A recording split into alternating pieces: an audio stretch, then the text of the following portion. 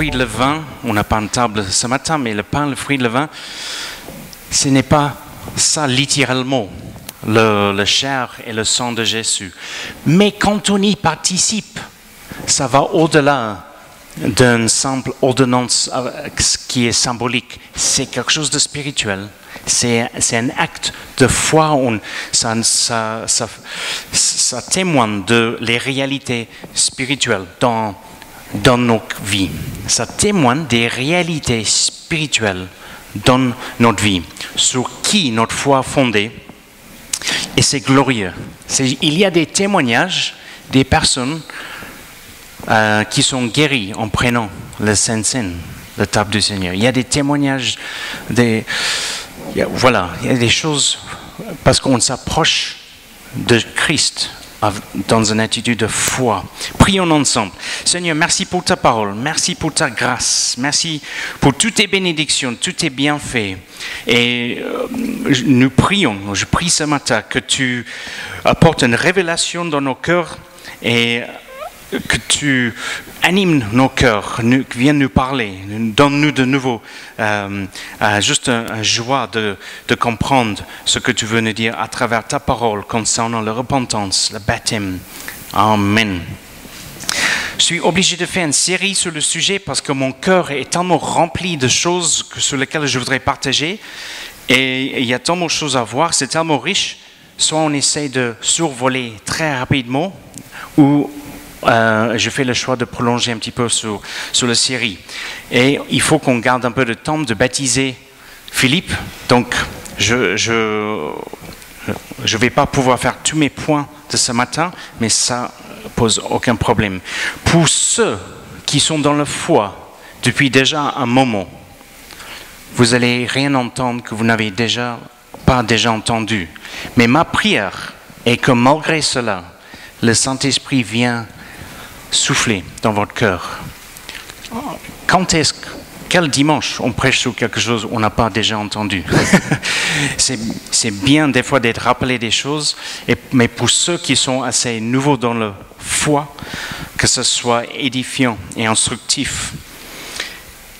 Après, j'ai quelques points. C'est un peu la suite de dimanche dernier. Premier point, je voudrais faire le baptême sans repentance n'a pas de sens. Dimanche dernier, j'ai commencé à parler un petit peu de la repentance. Un baptême sans repentance n'a pas de sens. Et on va lire un verset en Matthieu chapitre 3, verset 7. Est-ce que, Eric, tu peux montrer? Voilà, il est là. On a parlé de Jean-Baptiste. Jean-Baptiste préparait le sentier, préparait les chemins pour le ministère de Jésus. Et Jean le Baptiste, il prêche un message de repentance, parce que le royaume de Dieu est là, à qui? Les Juifs, qui eux sont déjà dans une alliance avec Dieu, l'ancienne alliance. Ils ont déjà une relation avec Dieu, et la repentance, ils comprennent parfaitement. Ne sont pas des païens, les paganistes ou les païens, c'est des Juifs, ils sont en alliance avec Dieu, ils ont une relation avec Dieu, privilégiés avec Dieu. Ils ont les prophètes, ils ont la loi, ils ont les commandements, ils ont le temple, ils ont les prêtres, il y a des lévites, ils ont des sacrifices qu'ils pratiquent, les fêtes comme l'agneau immolé, le Pessah, le Pâques, la fête des pains sans levain. Ils ont tout ça. Spirituellement, ils ont une vie riche. Donc la repentance, ils comprennent très bien. Ils savent qu'est-ce que c'est de se repentir de le péché devant Dieu. Jean-Baptiste, il est en train de prêcher ce message dans le désert. Il y a des foules de gens, il y a un réveil qui est en train de se faire. Le Saint-Esprit touche les cœurs des Juifs, il y a un réveil en Israël, et des foules de Juifs viennent voir Jean-Baptiste pour confesser le péché et être baptisés, immergés sous l'eau comme signe de leur repentance. Et il y a un moment, un groupe de pharisiens et un groupe de sadduciens, ils voient ça, ils s'approchent de Jean-Baptiste pour être baptisé aussi. Regardez ce que Jean leur dit. Mais voyant venir à son baptême beaucoup de pharisiens et de sadduciens, il leur dit, race de vipères. Politiquement correct, pas trop. Hein, comment dire un truc pareil à quelqu'un qui se proche, dit, moi je veux être baptisé. T'as un esprit de vipère, toi. T'imagines? Race de vipère. Qui vous a appris à fuir la colère à venir? Produisez donc du fruit digne de la repentance. Qu'est-ce qui se passe là? Pourquoi cette réaction de Jean-Baptiste? Il y a beaucoup de choses qu'on peut apprendre.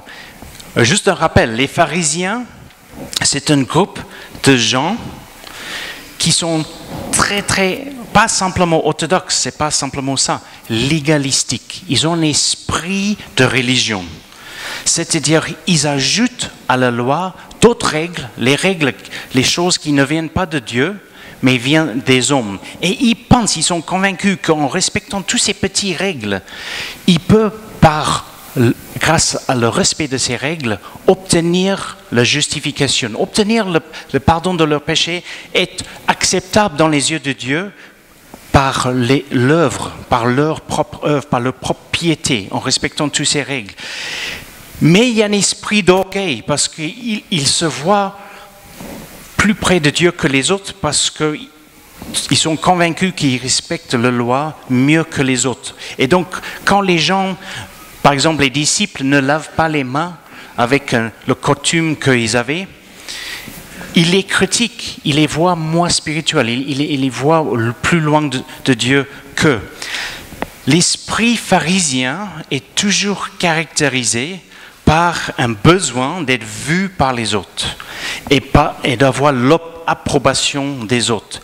Et on fait les choses, les règles, souvent issues des hommes, pour l'approbation des hommes. Tandis que l'esprit de foi que nous avons en Christ, c'est pour avoir l'approbation de Dieu directement, de lui plaire, et pas pour faire les choses pour les hommes. Matthieu chapitre 6, Jésus doit adresser ça. C'est dans le sermon sur la montagne. Jésus dit, quand vous priez, ne priez pas sur les coins des rues comme les pharisiens pour être vus des hommes. Mais priez dans votre chambre, fermez la porte. Et Dieu, il verra ce que vous faites en secret. Vous allez avoir votre récompense. Quand vous faites un don à des pauvres, ne l'annonce pas avec les trompettes comme les pharisiens aimaient faire pour être vus par les hommes. Faites ça en secret et Dieu verra ce que vous faites en secret, vous allez avoir votre récompense. Vous voyez cet esprit de pharisien, ça a amené un légalisme, un esprit de légaliste. Faites ça, faites pas ça, comment on habille, c'est qu'on mange, ça c'est l'esprit pharisien. Les Sadduciens, ils avaient un autre esprit. Eux, ils étaient ce qu'on peut appeler les libéraux. Ils venaient avec un esprit qui mettait en question l'autorité des Écritures. En tant que chrétiens, nous croyons que les Écritures sont l'autorité suprême pour toute matière spirituelle. Quand on a une question, on se réfère à la parole de Dieu. Que dit la parole de Dieu? Et bien sûr, nous avons besoin du Saint-Esprit pour nous aider à le comprendre.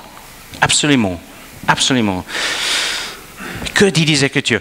Les Sadduciens, ils ne croyaient même pas dans la vie après la mort. Ils ne croyaient pas dans la vie éternelle. Et à différents moments, Jésus est confronté par ces deux groupes.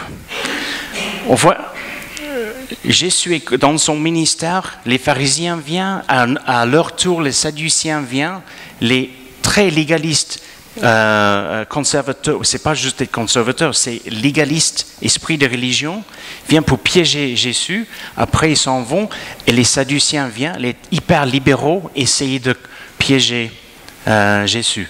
Les amis, depuis ce moment-là, l'Église de Christ est confrontée et a le challenge à faire face à ces deux esprits qui vont rentrer dans l'Église de Christ. Et les églises sont des fois tirées dans un sens ou tirées dans un autre sens. Et pour ceux qui étaient là, pendant les vacances en août, il y avait une famille de passage de Pays-Bas. Est-ce que vous vous rappelez de ce?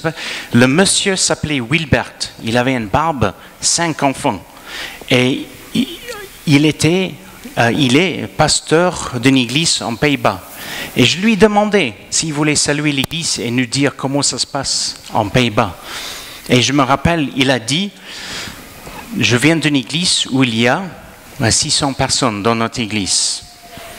Et il a dit, mais prions pour nous, prie pour nous, parce qu'il y a un esprit de libéralisme qui rentre dans certaines parties de l'Église, sa fédération d'église, qui veut tirer l'Église vers une mise en question des Écritures, où les Écritures sont lues pas à la lumière du Saint-Esprit, mais à la lumière de la culture. On va adapter le sens des Écritures pour que ça rentre dans la culture d'aujourd'hui, ce que l'homme veut. Il a dit, priez pour nous.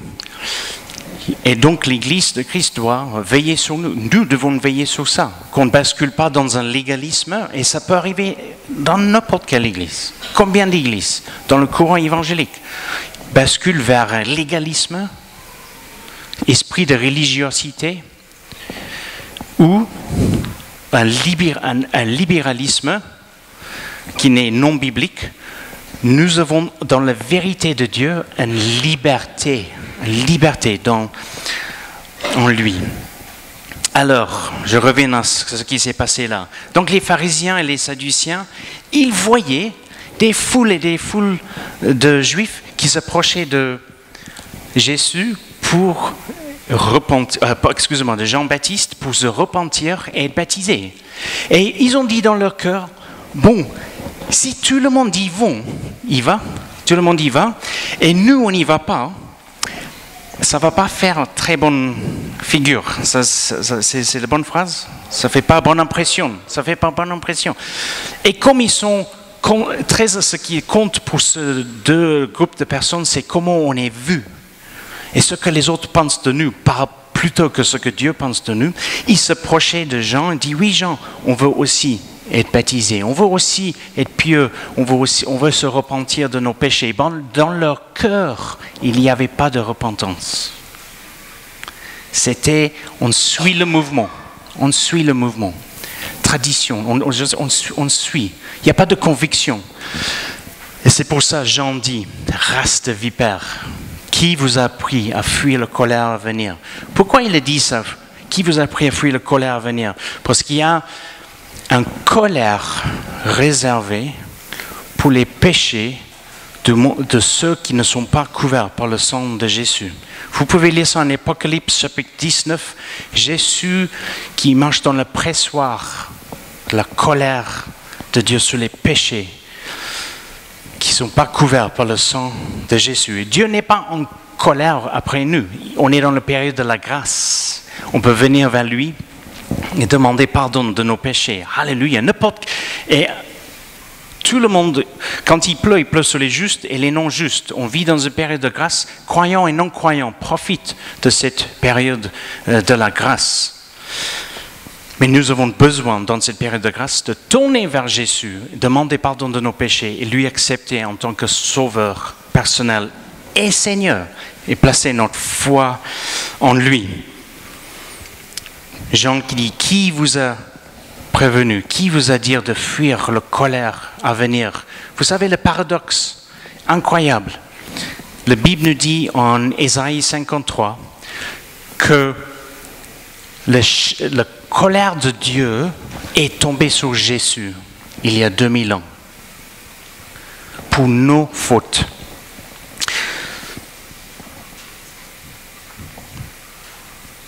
Je cherche cet verset. Mais il était blessé pour nos péchés, brisé pour nos iniquités. Le châtiment qui nous donne la paix est tombé sur lui. Et c'est par ses meurtrisseurs que nous sommes guéris. Ésaïe 53, verset 5. Ceux qui refusent de placer leur foi en Jésus, ce qu'il a accompli pour nous il y a 2000 ans, il y a une colère réservée pour ces péchés qui ne sont pas couverts par le sang de Jésus. Ça fait froid dans le dos. Mais il y aura une colère contre ces péchés. Et Jean dit, vous voulez venir être baptisé sans avoir à se repentir? vous n'allez pas échapper cette colère-là. Après, il dit, allez, produisez donc les fruits dignes de la repentance. En d'autres termes, ayez une vraie repentance et on verra. Je vais vous baptiser, mais on verra par la suite, par les fruits de votre vie, s'il y a eu une véritable repentance. Qu'est-ce que c'est la repentance? Peut-être je vais être obligé de terminer avec ce point-là. La repentance, qu'est-ce que c'est? La repentance, le mot grec veut dire un changement d'attitude, désigne littéralement un changement de pensée. Le mot renvoie à une transformation radicale de la personne qui renonce à ses attitudes fautives pour adopter un nouveau comportement et une nouvelle perspective conforme à la volonté de Dieu. Si on va juste tourner la page, c'est un peu philosophique, c'est humaniste. Mais si c'est, je place ma foi en Jésus, maintenant je veux te suivre Jésus, viens vivre en moi par ton esprit, viens vivre en moi par ton esprit, et je veux faire ta volonté et vivre pour accomplir ta volonté. Alors là, ce changement-là, ça c'est la repentance. Il y a un verset qui nous aide à comprendre la repentance. Est-ce que tu peux montrer 2 Corinthiens 7, verset 10? J'aime ce verset. En effet, la tristesse selon Dieu produit une repentance qui conduit au salut et que l'on ne regrette jamais. Tandis que la tristesse du monde produit la mort.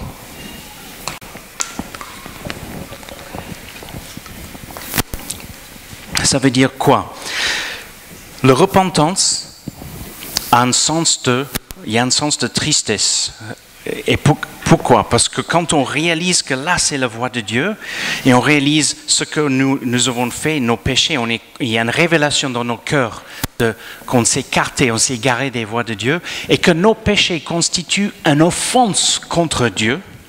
On a vu ça, vous vous rappelez, Joseph fait un mal contre l'homme, mais un péché contre Dieu. Le péché, c'est contre Dieu. Il y a une offense contre Dieu. Et on est triste. Comment j'ai pu faire ça? Quand on fait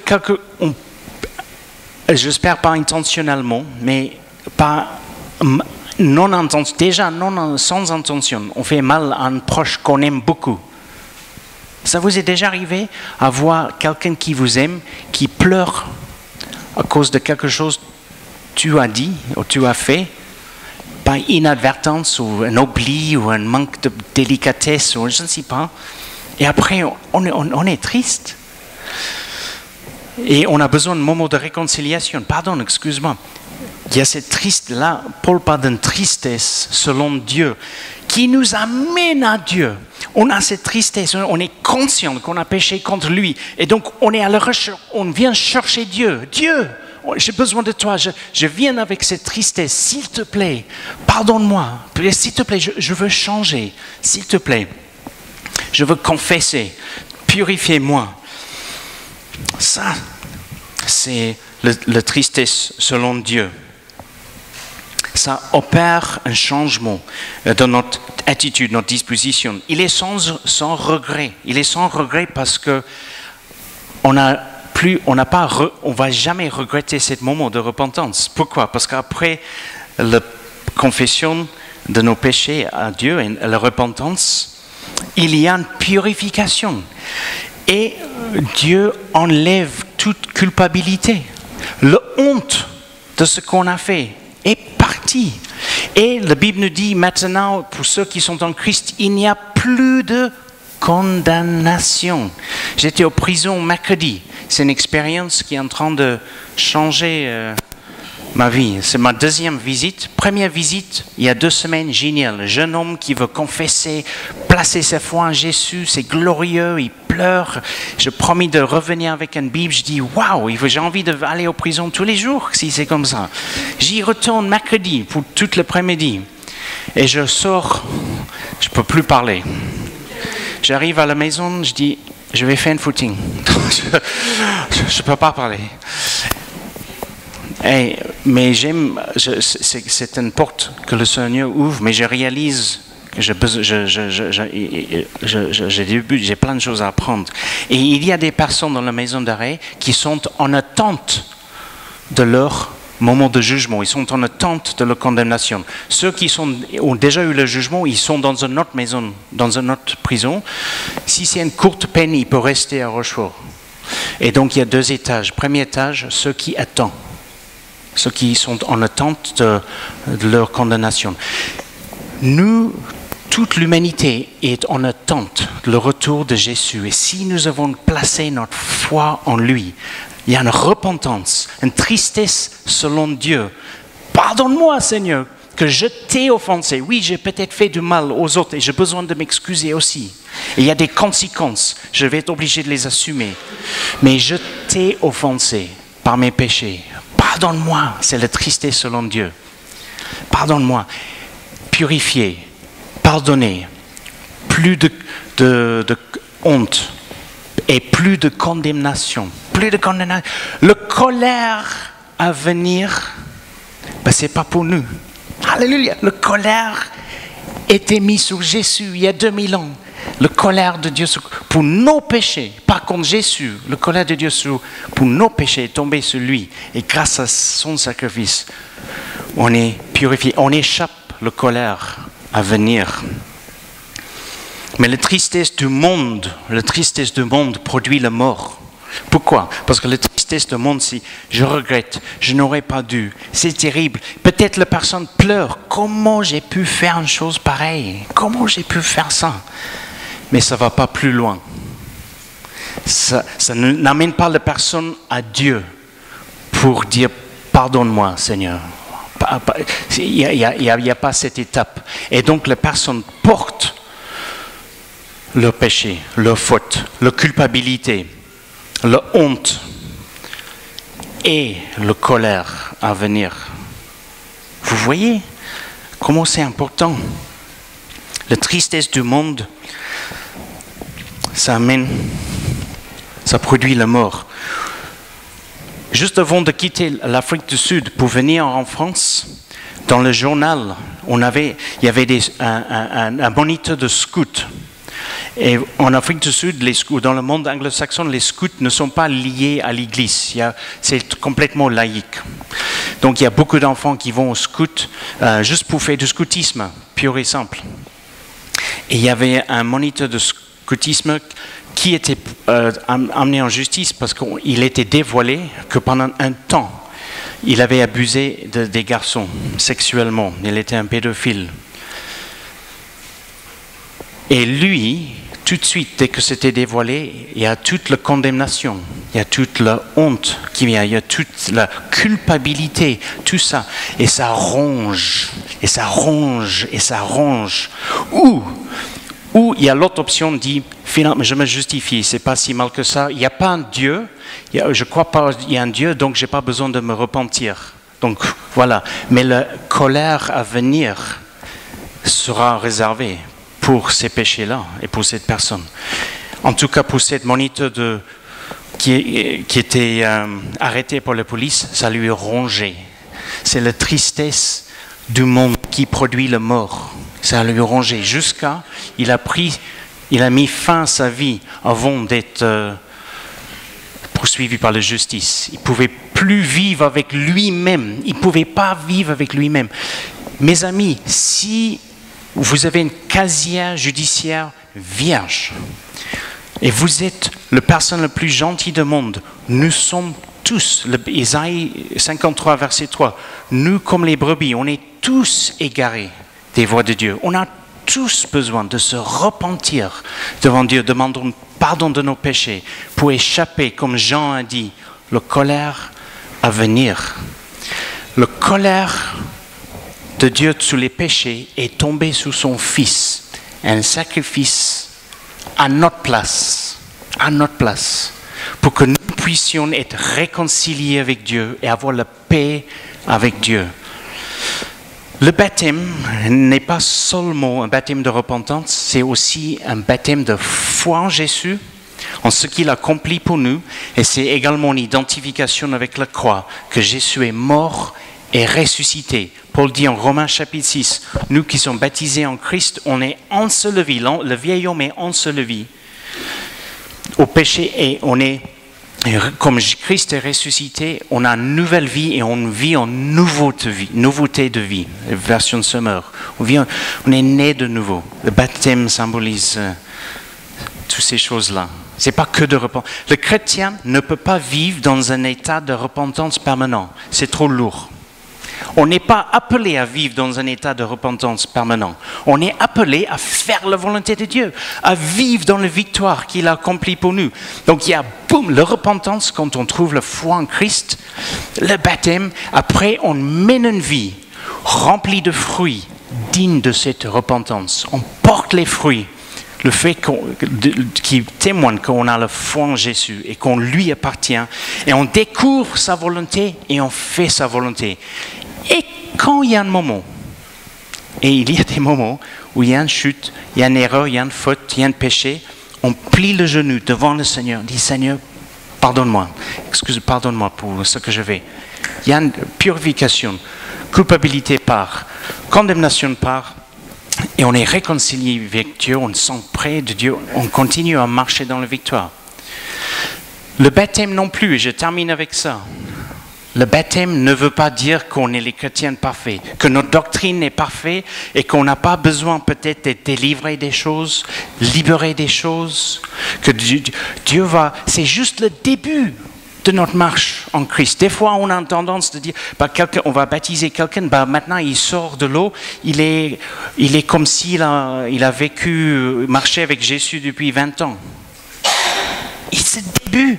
Il y a plein de choses à apprendre et découvrir avec Christ.